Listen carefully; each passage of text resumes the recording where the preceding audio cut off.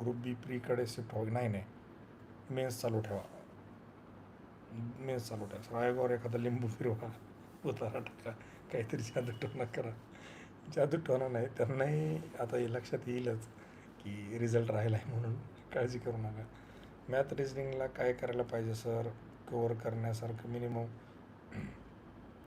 Prerna, to be very honest मी सांगतो, math रिजनिंगला जेवढं शक्य आहे तेवढं प्रॅक्टिस भरपूर करा. जिथं जिथं शक्य आहे तिथं ऑप्शन्समधून उत्तरापर्यंत जाण्याचा प्रयत्न करा. आणि एवढं सगळं करू नये, काहीच तर नाही झालं ना, बिनधास्त ठोकताळ्यांचा वापर करा. 3 दिवसापूर्वी एक विद्यार्थी येऊन भेटला मला, 11 क्वेश्चन बरोबर आलेत मला.